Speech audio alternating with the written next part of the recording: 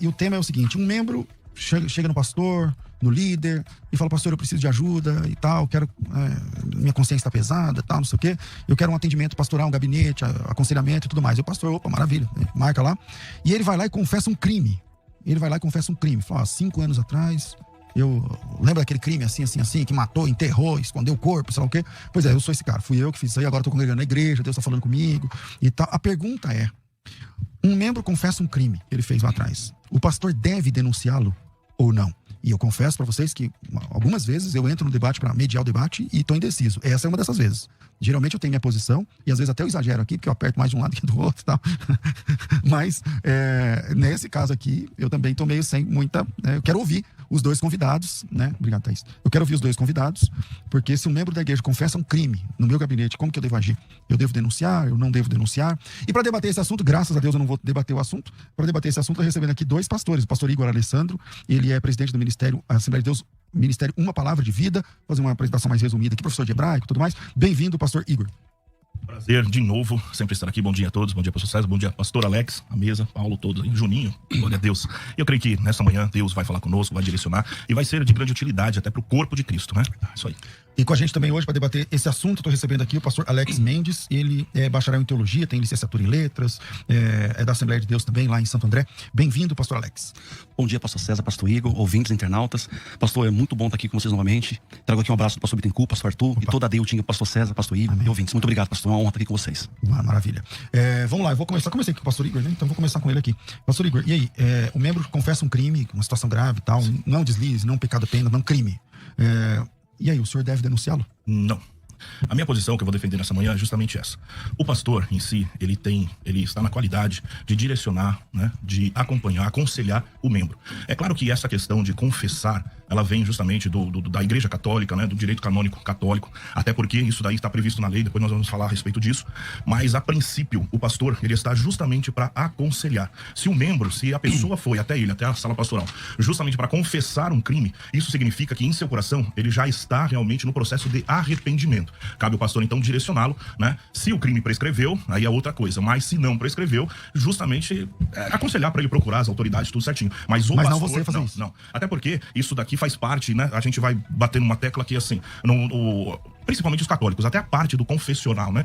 Do confessar a respeito de um crime ou de qualquer outra coisa. Na Igreja Católica, isso chama de confessar, como eu posso dizer? É o sacramento da confissão, É o sacramento da confissão, é sagrado, pastor César. Isso é sagrado. O padre, como também outras profissões que a gente vai falar aqui a respeito disso, mas padres, pastores, aqueles que exercem ministério, né, particularmente espiritual, eles não podem realmente revelar aquilo que a pessoa falou, tá? Okay. E até porque, se der tempo, eu vou falar até de alguns testemunhos, de algumas coisas que já aconteceram comigo, e é por isso que eu penso assim. Vamos ver o que pensou o ouvinte. Manda teu áudio pra cá, pelo amor de Deus, um áudio rápido. Pelo amor de Deus, um áudio mais rapidinho, 1 minuto e tal. Cadê o WhatsApp? 984849988. Pastor Alex, e aí, como é que o senhor se posiciona nessa questão aí? Eu sei que eu acho que o tema é bem complicado, eu mesmo nem tenho uma posição assim firme, mas um cara vem e confessa um crime pra você no gabinete e tal, que pastor, o ano passado, 10 anos, sei lá, que denuncia, não denuncia, como é que faz? Boa pergunta, pastor, muito bom mesmo. Eu acho que a denúncia, ela depende de alguns fatores. Eu também, como pastor Igor, prezo pelo sigilo pastoral, isso é muito importante ao profissional, mas a denúncia do crime, ela vai depender de alguns fatores. Por exemplo, qual foi o crime? Quando o crime ocorreu, será que o confesso realmente deixou a prática criminosa? Então, porque é o seguinte, eu vou aqui só expor 3 premissas rapidamente. Primeira coisa importante, a denúncia ou a queixa estão previstas no artigo 41 do Código de Processo Penal e precisa ter, lógico, alguns elementos. Por exemplo, a exposição do fato criminoso, a circunstância na qual o crime foi praticado, a qualificação do acusado, os elementos suficientes para a identificação e os documentos necessários que possam instruir a ação penal e a identificação do rol de testemunhas. Então, assim, a denúncia não é fácil, né? Só para... Outro ponto importante, o pastor Igor até comentou um pouco, que a maioria dos crimes no Brasil, eles prescrevem. Sim. Apenas 2 crimes são imprescritíveis. Por exemplo, o racismo, previsto no artigo 5º, inciso 42 da Constituição Federal. Sim. E a ação de grupos armados civis ou militares, contra a ordem constitucional ou democrática, também previsto no artigo 5º. Existe uma PEC tramitando, em 2012, que quer tornar imprescritível o crime de estupro e crimes hediondos. Mas um terceiro ponto importante a ressaltar aqui é o sigilo profissional ou pastoral. Sim. É muito importante. É bom lembrar que o artigo 154 do Código Penal e também 207 do Código Penal e o 229 do Código Civil, eles preveem o sigilo pastoral, o profissional. Esse sigilo, ele pode ser quebrado se tiver uma justa causa, ou seja, uma grave ameaça à vida ou à honra. Nesse caso, o sigilo ele pode ser quebrado. Então você defende que você denuncia ou não denuncia? Eu vou defender que, em alguns casos, o crime pode ser sim denunciado. Pode ser denunciado. Então. Em alguns casos, ele pode ser sim feito a denúncia. Pastor Igor, o senhor não denuncia em lugar nenhum? Não, é justamente por causa disso. Porque o que acontece? Foi aquilo, eu bato nessa tecla. Se o membro nos procurou para justamente confessar, né, falar aquilo que ele fez, em seu coração, ele já está realmente no processo de arrependimento. É claro que nós, diferentemente, né, não quero, né, falar a respeito da Igreja Católica, se está certo ou errado, não quero entrar nesse mérito. Mas o segredo sacramental, que é sagrado da confissão para a Igreja Católica, isso eles batem muito, até o pastor Alex falou muito bem a respeito dos artigos do Código Penal, estou até aqui com o Código Penal, né, o artigo 154, que fala justamente isso, revelar alguém sem justa causa, segredo de que tem ciência em razão de função, ministério, ofício ou profissão e cuja revelação possa produzir dano ou trem, pena de detenção de 3 meses a 1 ano de multa. Quer dizer o seguinte, se o indivíduo, se um membro, a gente está aqui, o debate um membro confessa um crime. Eu já parto do pressuposto seguinte, se ele é membro, é porque ele está sendo alimentado, ele está sendo direcionado, ele foi tocado pela palavra a realmente se arrepender, né? Então esta pessoa não é um andarilho, não é uma pessoa que está, né, infelizmente, aventureiro dentro da igreja. Ele já está recebendo a palavra, ele já teve o contato com a palavra, com uma intimidade com Deus, tanto é que ele vai então procurar o pastor para falar. E quando, então, acontece isso, o pastor, ele deve aconselhar, por mais que seja, assim, terrível. Então, mas o cara está sendo procurado. Aí o cara está sendo procurado. Aí você fica pastor, quieto. Então. Não é quieto. O pastor, ele tem realmente condições de aconselhar a ele procurar, a ele se entregar. Eu vou contar um caso rapidamente que aconteceu, né, na igreja. Claro que não vou falar o nome nem nada. É o seguinte, eu tinha realmente uma pessoa dentro do ministério, tudo, que de tanta raiva, de tanta ira, e isso já era membro, tudo, de tanta raiva, de tanta ira, por causa de algumas coisas que ele achou que aconteceu, que um outro irmão fez, ele realmente acionou algumas pessoas da pesada para justamente pegar essa pessoa e ir pro fim, tipo, matar mesmo.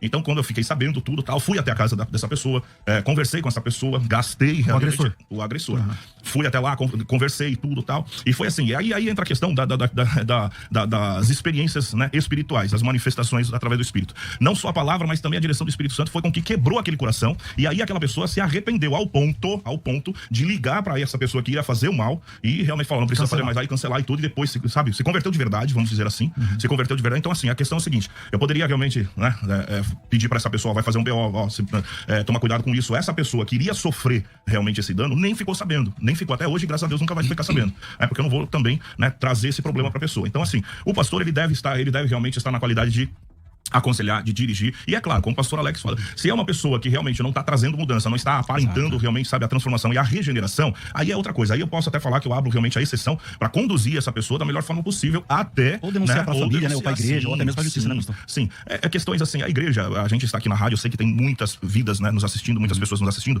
uma sala pastoral, ela acontece de tudo, a gente fica, infelizmente ou felizmente, agradeço a Deus por isso, a gente escuta muita coisa, principalmente quando a gente está no campo mesmo, né, e vamos supor assim, um campo que precisa de atenção, né, por causa da precariedade profissional, econômico, enfim. Então a gente escuta muitas vezes abuso sexual, sim, pedofilia, todas essas coisas aí. A gente tem que realmente chamar a família pra cá e então, vamos lá. Pastor Alex, e aí? Você escutou uma situação de pedofilia, a criança sendo abusada, o adolescente foi lá e falou, e aí, como é que faz? Boa questão. Só relembrar, falando que o pastor Igor falou aqui, um ponto importante que ele ressaltou, sobre a confissão auricular, né? Por exemplo, na Igreja Católica, o Código de Direito Canônico, o sacramento da confissão, fala do sacramento da confissão. E o artigo 960 e 963 fala que o sigilo é inviolável. Da detenção. Da detenção. Por exemplo, o padre que revelar, ele pode ser até excomungado. Mas olha que interessante, né? O Papa Francisco, saiu no artigo da Unicinos, agora em 2018, o Papa Francisco, ele quer liberar o sigilo ou quebrar em alguns casos. O pastor César falou algo importante agora. Por exemplo, em casos de abuso sexual. Por exemplo, o padrasto revela pro pastor, olha, eu tô aqui, eu pequei, cometi um crime, né, com a minha filhada, isso, aquilo. E o pastor, olha só, preste bem atenção, você ouvinte internauta, porque é muito importante o tema de hoje. E você percebe que esse padrasto, essa pessoa não se arrependeu, sabe? Ela não há mudança nela. E ela cometeu um crime gravíssimo. E o que fazer agora? Será que o pastor vai manter sigilo pastoral nesse caso?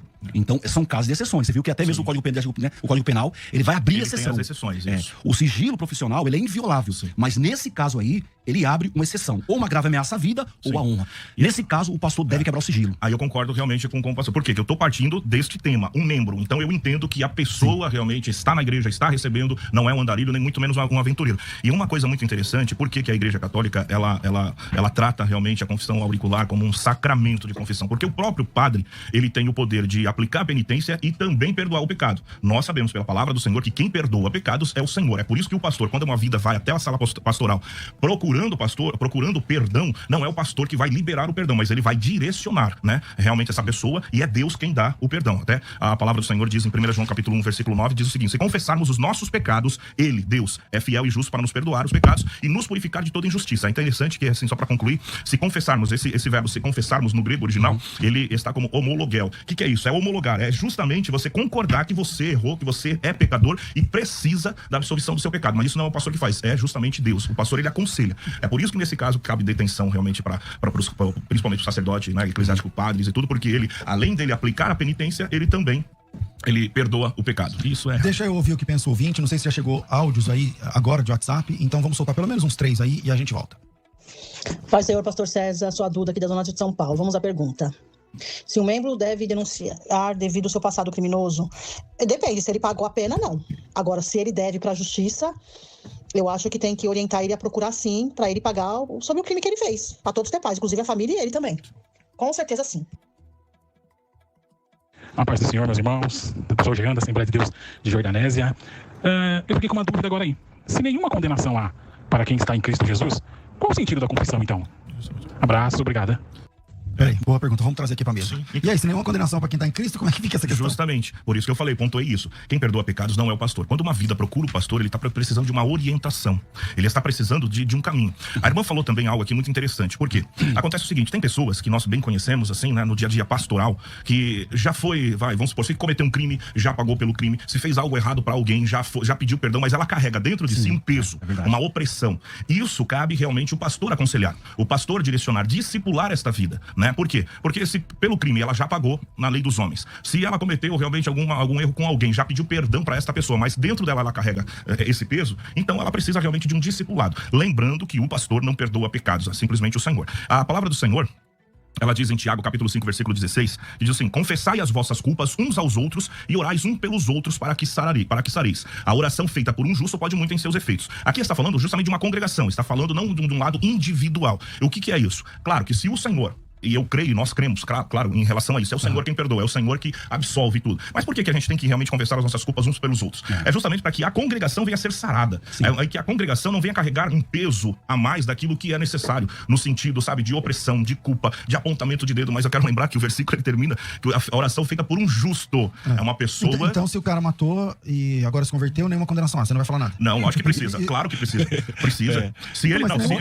É bom lembrar que o texto que ele citou lá se trata do pecado herdado. Do pecado, daquele juízo que havia contra nós, né? Sim. O fato do cristão estar regenerado e ser salvo não isenta ele de penas, né? Correto, das penas terrestres. Então não isenta. Então há cristãos, por exemplo, que cometeram crimes hediondos, crimes imprescritíveis. Por exemplo, um crime gravíssimo. Sim. E o fato dele agora se converter a Cristo não isenta ele das leis da terra. Alguma. Por exemplo, tem um caso bíblico que é o caso do Filemão, né? Onésimo, né? Onésimo, por exemplo. Onésimo, ele foge da casa do seu senhor, né? Vai até, acho que se converte com Paulo na prisão.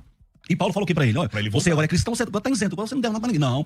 Você volta lá e acerta as suas contas com o seu Senhor. Então o cristão é assim, o fato do cristão ser agora regenerado, né, pastor? Sim. E salvo, não quer dizer que ele tá excluído das leis terrenas, não, de forma nenhuma. De forma alguma. Tanto é que algumas pessoas, pastor César, que assim, são ministros e tudo, conheço, o senhor que também conhece um grande número também de pessoas que são verdadeiramente cristão, pelo que aparenta, né, que a gente conhece o particular de cada um, que teve uma vida de crime, e assim, eles próprios têm vergonha da vida que levava. Então isso realmente é o ponto do arrependimento. Bom, vamos lá, solta mais áudio aí, pelo menos mais uns 2. Bom dia, paz do Senhor Jesus a todos. Marcos de Emilino Matarazzo. Na minha mera visão, o pastor ele não deve denunciar, porque, bem verdade, quem denuncia um crime é um promotor. Agora, o pastor deve orientá-lo ao ponto dele entender qual tem que ser a atitude dele agora com a mente de Cristo, tendo a mente de Cristo.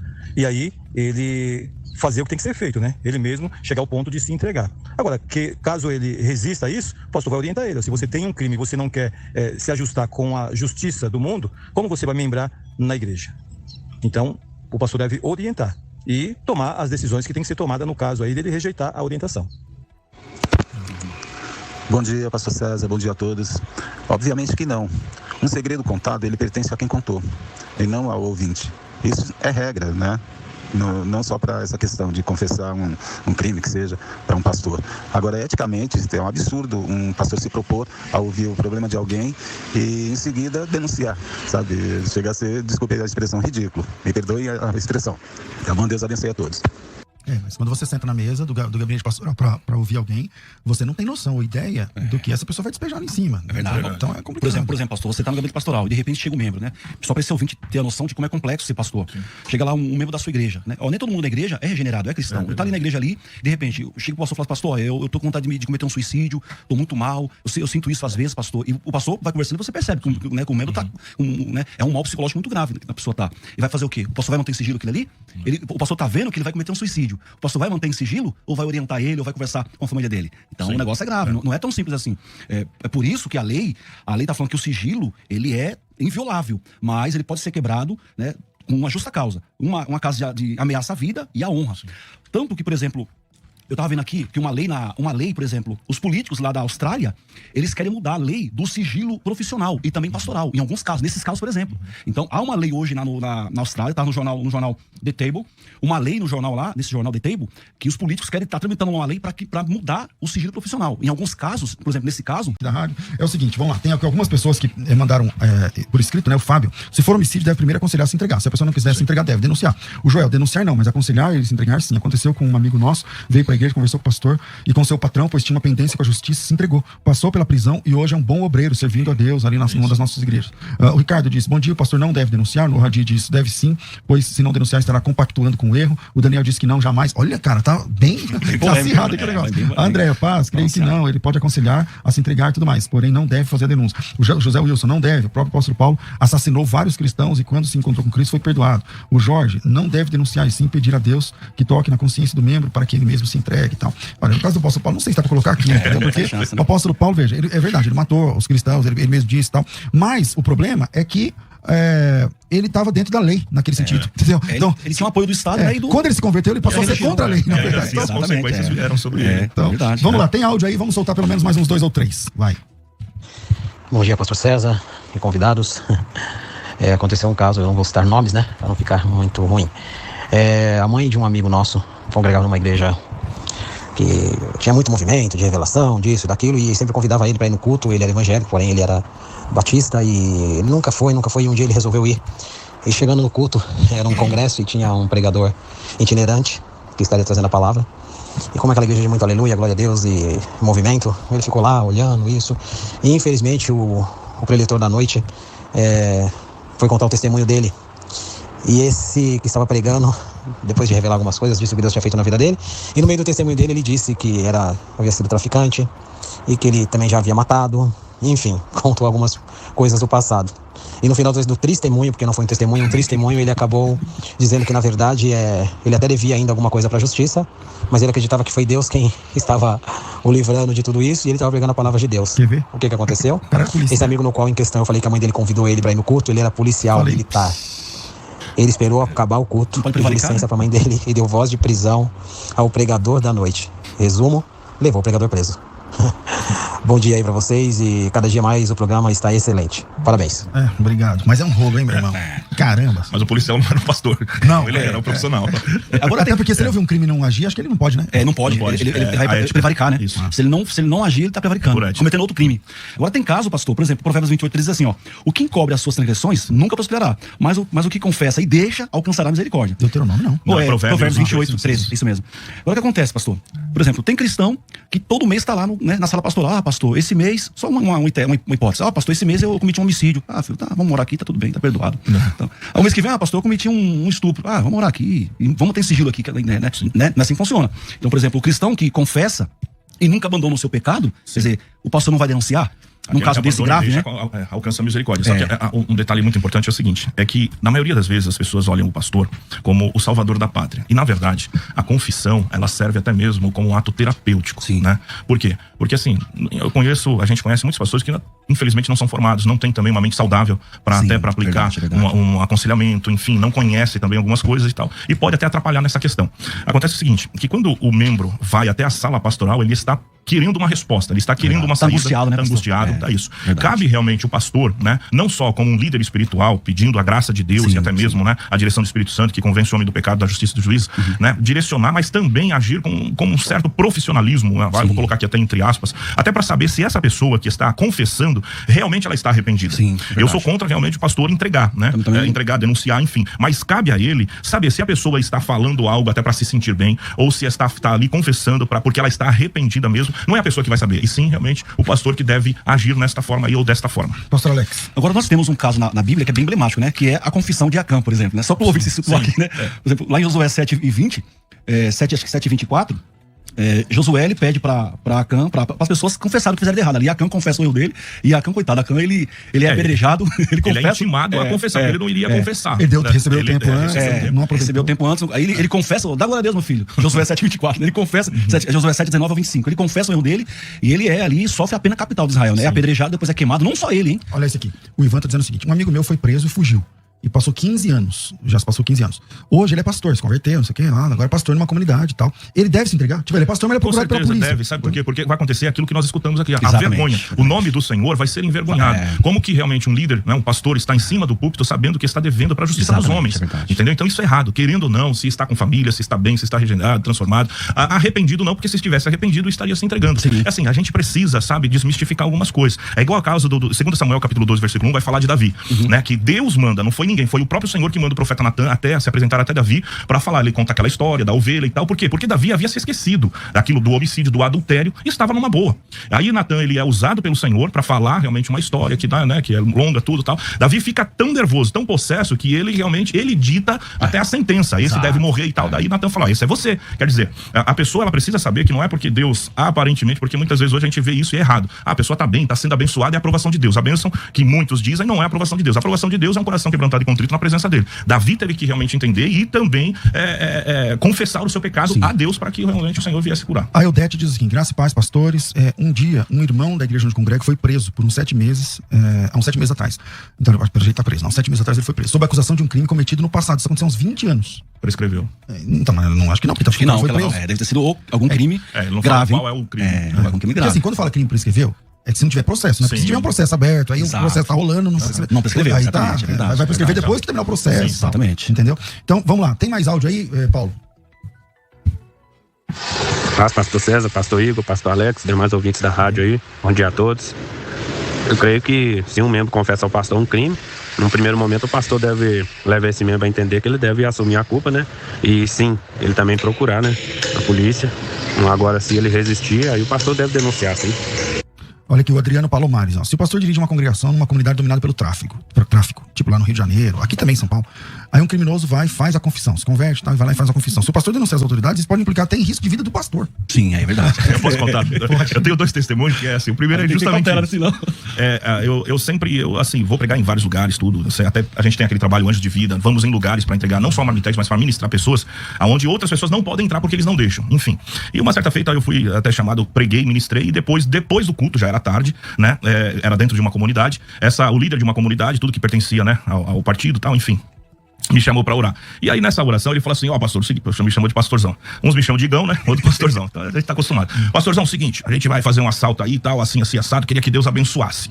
E eu estava realmente na roda só de irmãos, entendeu? Ali e tal, enfim. Isso eu conto como testemunho, algumas pessoas estavam comigo e tal. Aí eu falei assim, Senhor, me dê a direção em relação a isso. Porque assim, eu não posso jamais orar para Deus abençoar um assalto. Como é que seria Senhor, abençoa que eles venham sair com dinheiro. Senhor, traga o arrependimento, traga a transformação. Eu como servo do Senhor. Ainda eu falei assim, Deus é testemunha, eu tô aqui na frente, né, de todos vocês, de milhares de pessoas. Eu falei, Senhor, mesmo que custe a minha vida, mas toca no coração deles. E aí tal, eu fiz aquela oração, tudo tal. Daí depois quando terminou, sabe o que ele falou? O cabeça lá, ele falou assim, não gostei da oração, mas tu foi corajoso, que Deus nos abençoe. Eu fui embora. Eu falei, glória a Deus. Bom, eu creio que se eles foram fazer, eles já foram realmente sabendo que Deus não estava no negócio, entendeu? Outro detalhe também que aconteceu, muito interessante, né? Tava eu, o pastor Rafael, mandar um abraço para ele, pastor Rodrigo, tudo, o pessoal lá da igreja. Eu tava ministrando no culto, na verdade não era nem eu que tava ministrando, mas no final a gente sempre ora por pessoas. Eu vi que entrou na metade do culto, mas pegou a palavra. Uma pessoa que estava assim, mal vestida, um jovem, né? Não era tão jovem, minha idade, né? Vamos dizer assim. Então não é jovem. Não é jovem, não, já era. E aí o que acontece? Rapidamente tudo, ele pediu oração e eu vi um volume na calça dele, né? Ele pegou na e falou cintura, assim, na cintura. E aí ele pegou e falou o seguinte, pastor, não vou mentir, eu era policial, eu traí realmente a academia, entrei pra Irmandade, traí a Irmandade. E hoje eu estou sendo procurado tanto pela polícia como também por esses irmãos aí. Eu tô desesperado, eu não sei o que eu faço, eu estou armado, eu não durmo e tal, não sei o que. Nós oramos ali, clamamos a Deus. Eu vi aquela pessoa realmente, sabe, cair no chão, tudo, sabe, chorando, arrependido.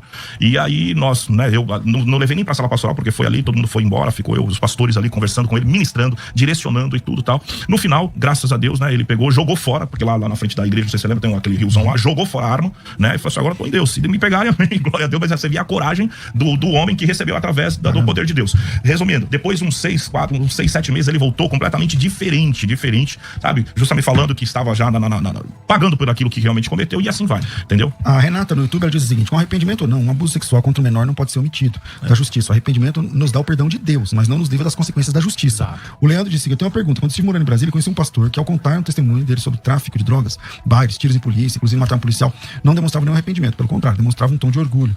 Como proceder nesse caso, sendo membro da igreja? Tem esses caras também, que saíram do crime, mas o crime não saiu do cara. Exatamente. O Ayrton Félix, ele diz o seguinte: creio que se o pastor denunciar tudo, ele perde a confiança dos seus membros, então precisa ter muito direcionamento sobre o que abrir. Também. E o Carlos diz: pastor, o pastor não deve denunciar, mas deve ensinar o membro a se confessar por ele próprio, né? Talvez se entregar e tal. O Leandro também está dizendo que denuncia.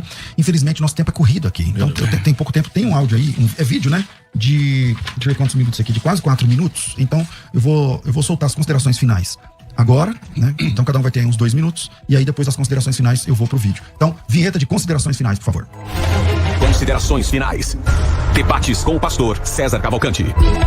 Olha, eu confesso pra vocês que o tema é complicado, é bem complicado, entendeu? Então, eu agradeço a disponibilidade de vocês para tratar um assunto delicado como esse. E, pastor Igor, suas considerações finais. Bom, mais uma vez eu agradeço a oportunidade, prazer conhecer o pastor Alex aí, sabedoria, até mesmo gentil demais, graças a Deus, Deus abençoe. E a minha consideração final é justamente essa: o pastor, ele deve denunciar um membro, se é um membro que está regenerado, transformado, ele deve direcionar, aconselhar da melhor forma possível, mas claro, sempre tendo feeling, sempre tendo a direção, discernimento do Espírito Santo, como agir nesses casos de pedofilia, casos de outras coisas assim. Amém? Então é isso daí. É muito curto o seu tempo, mas... mas falei demais hoje. Pastor, quem quiser te conhecer nas redes sociais, quem quiser ir na igreja e frequentar a igreja, como é que funciona? Eu sou pastor da Assembleia de Deus, Uma Palavra de Vida, que fica na rua Capitão José Machado, número 267, no Jardim Primavera. Nosso curso é de terças e quintas às 15:50, domingo às 18 horas. E quem quiser realmente aí me achar, no Instagram, PR Igor Alessandro, e no Facebook, que nós passamos também os cultos online, né? É Igor Alessandro, só isso. Igor Alessandro, PR Igor Alessandro, ou Igor Alessandro. E vai começar a aula de hebraico lá, não vai? Sim, em março a gente está já montando, né? Vendo as pessoas que querem. Em março a gente já começa a divulgar tudo certinho. Tudo aí, PR Igor Alessandro, só seguir lá e chama lá e ele explica.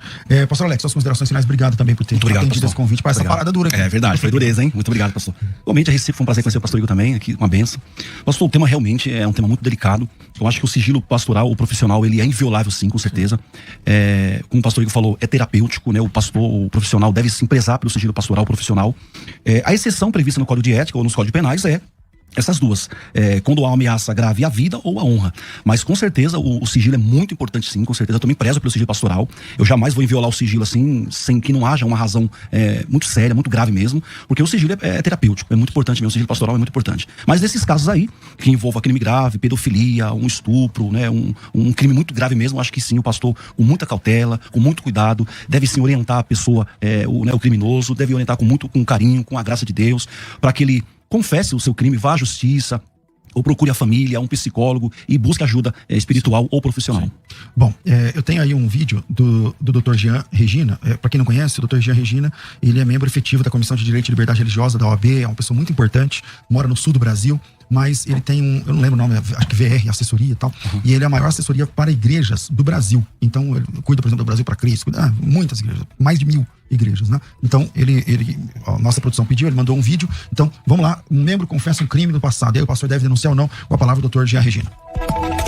Olá, amigos da Musical FM, querido pastor César Cavalcanti e o programa Debates, que é sempre um programa fantástico, que presta um grande serviço para a igreja, não só em São Paulo, mas no Brasil inteiro. Aqui é o Jean Regina, do Direito Religioso, e hoje eu sei que o assunto é polêmico, o assunto é importante, que é o assunto do sigilo da confissão do membro, que vai falar ao seu pastor não apenas um caso que o aflige espiritualmente, mas que também constitui um crime. E aí, o pastor tem a obrigação legal de fazer, reportar esse crime às autoridades, ou ele deve guardar sigilo? Qual é a visão jurídica que existe? Dentro da legislação brasileira, existe a possibilidade de alguns profissionais ou algumas pessoas, em função do seu estado, da seu ofício, guardarem sigilo, inclusive de situações como essa. Um caso é o advogado. O O advogado, quando está no ofício da advocacia, quando ele está no exercício da profissão de advogado e recebe numa consulta, por exemplo, um cliente que vai confessar um crime, ele tem, por lei, isso dentro do Código de Processo Penal ou do Código de Processo Civil, ele vai ter a obrigação de guardar o sigilo, de não reportar esse crime, de não testemunhar a confissão desse crime, não imputando, então, a quem confessou a autoincriminação, né? No caso também do jornalista, por exemplo, o jornalista recebe lá uma fonte que confessa determinada prática delituosa. Ele tem também, no exercício da sua profissão como jornalista, a possibilidade de resguardar o sigilo da fonte. Então também vai reportar a situação, mas não vai reportar quem falou a situação. E em função do Estado clerical, também os sacerdotes, os ministros de confissão religiosa dos diversos credos, também têm essa possibilidade. E aí eu digo possibilidade por quê? Porque pela regra geral da lei, todos os cidadãos, tirando esses profissionais, essas pessoas, são obrigados a reportar o crime. Porém, quando os estatutos da igreja, da organização religiosa, o estatuto, o regimento, o que nós chamamos de normas canônicas, dizem que no gabinete pastoral o sigilo é resguardado, aquele ministro de confissão religiosa, por dever canônico de jurisdição eclesiástica, está obrigado a guardar o sigilo da fonte também e não delatar, não reportar o crime, não denunciar o crime. Ou seja, apenas e tão somente quando houver algum tipo de determinação expressa na legislação interna da igreja, dizendo que eventuais crimes reportados em gabinete serão também levados ao conhecimento das autoridades, é que haverá a necessidade, a obrigatoriedade do pastor de fazer isso ou de também falar em audiência. Caso ele seja intimado por uma audiência devendo guardar sigilo pela legislação canônica, ele vai invocar essa possibilidade, que é um direito constitucional e que também está assentado na legislação brasileira. Espero que ajude.